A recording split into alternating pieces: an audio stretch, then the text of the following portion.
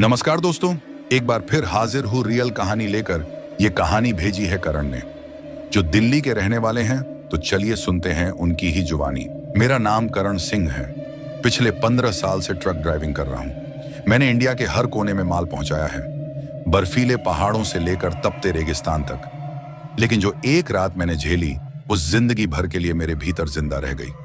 उस रात की शुरुआत बहुत मामूली थी। दिल्ली के एक पुराने ट्रांसपोर्ट ऑफिस से मुझे एक डिलीवरी उठानी थी, शिमला के पास किसी वेयर हाउस से। डिलीवरी देनी थी उत्तराखंड के एक पहाड़ी इलाके में। एक पुराना रिसोर्ट था, ब्लैक रिवर हॉल। मालिक ने कहा, क्लाइंट वीआईपी है, रात में ही निकलना है, सुबह तक पहुंचाना जरूरी है। जो भी हो, टाइम पे डिलीवरी चाहिए। और हाँ, ट्रक नंबर DL1C 666 मिलेगा आज। मैंने चौंक कर पूछा, 666? ये नंबर थोड़ा अजीब नहीं है? वो हंस पड़ा, अरे ड्राइवरों के लिए नंबर क्या मायने रखता है, माल उठाओ और निकलो। मैंने भी कंधे उचका दिए। लेकिन जब ट्रक देखा तो अजीब सा सन्नाटा मन में उतर गया। पुराना सा ट्रक, लेकिन चमकता हुआ, बिल्कुल नया पेंट, लेकिन ऊपर कोई नाम नहीं, बस वही नंबर 666। रात के 11 बजे मैं ट्रक लेकर वेयर हाउस पहुंचा। एक आदमी वहां पहले से इंतजार कर रहा था। लंबा कद, सफेद कुर्ता और आंखों में कुछ अजीब सा ठहराव। उसने बिना एक शब्द बोले ट्रक के पीछे का गेट खोला और लकड़ी के 4 बड़े बड़े बॉक्स लोड करवा दिए। मैंने पूछा, क्या है इनमें? उसने मेरी आंखों में झांकते हुए कहा, वक्त पे पहुंचाओ वरना खुद पहुंच जाओगे। मेरी रीढ़ की हड्डी में सिहरन दौड़ गई, लेकिन क्या करता, नौकरी नौकरी होती है। करीब 2 बजे रात में रामपुर के घने जंगलों में घुसा। चांदनी गायब थी और बादलों से ढके आसमान के नीचे मेरा ट्रक अकेला भाग रहा था। हेडलाइट्स ही सहारा थी। सन्नाटा इतना गाढ़ा कि ट्रक के इंजन की आवाज भी डरावनी लग रही थी। रेडियो ऑन किया ताकि अकेलापन न खले, लेकिन उसमें से सिर्फ फटी फटी सी आवाजें आ रही थीं। अचानक उसमें से किसी औरत की फुसफुसाहट सुनाई दी। मैंने चौंक कर रेडियो बंद कर दिया। फिर रियर व्यू मिरर में देखा, पिछली सीटें खाली थीं, जैसा कि होनी चाहिए। लेकिन तभी ट्रक के पीछे से कुछ गिरने की आवाज आई, जैसे कोई बड़ा बॉक्स खिसक गया हो। मैंने ट्रक रोका, नीचे उतरा और पीछे केबिन में गया। बॉक्स सही थे, मगर दीवार पर किसी ने लाल रंग से लिखा था, वेलकम।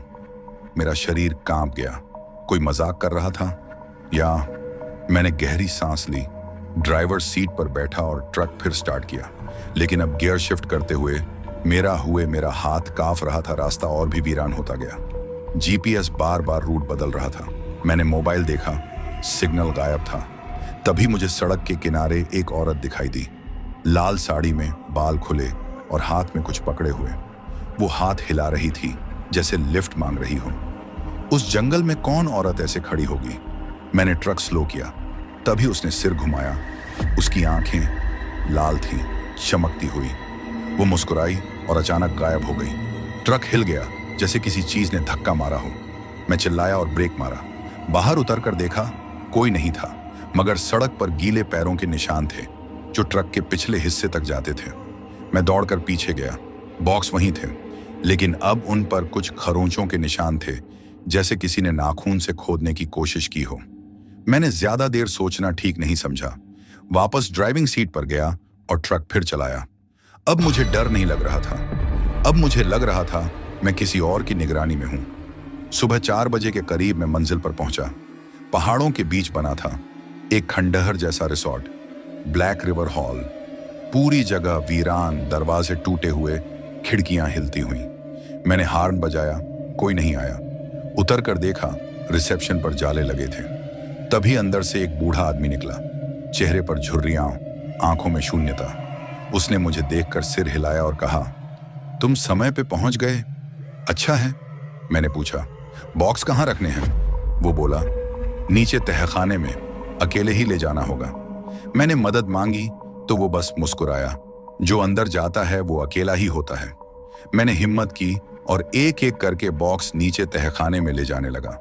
लेकिन जैसे ही पहला बॉक्स नीचे पहुंचा, हवा ठंडी हो गई और सीढ़ियों से आवाज आई, जैसे कोई पीछे पीछे चल रहा हो। आखिरी बॉक्स रखते ही एक बॉक्स अपने आप खुल गया। मैं डर के मारे पीछे हट गया।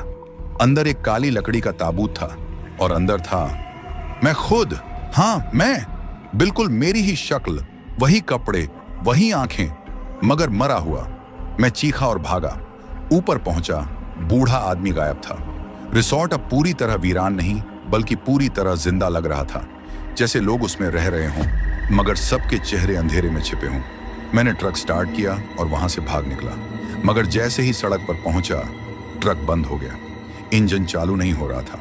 तभी हेडलाइट अपने आप ऑन हुई और सामने सड़क पर वो लाल साड़ी वाली औरत फिर खड़ी थी। अब की बार उसके पीछे पूरा श्मशान था, आग जलती हुई और लोग जलते हुए दिखाई दे रहे थे। मैंने आंखें बंद की और मन ही मन भगवान को पुकारा। तभी ट्रक अपने आप स्टार्ट हो गया और पीछे से किसी ने फुसफुसाया, तू डिलीवरी कर चुका है, अब अगला तू है। मैं दिल्ली पहुंचा, ऑफिस गया मालिक से मिलने, मगर वहां कोई ऑफिस नहीं था।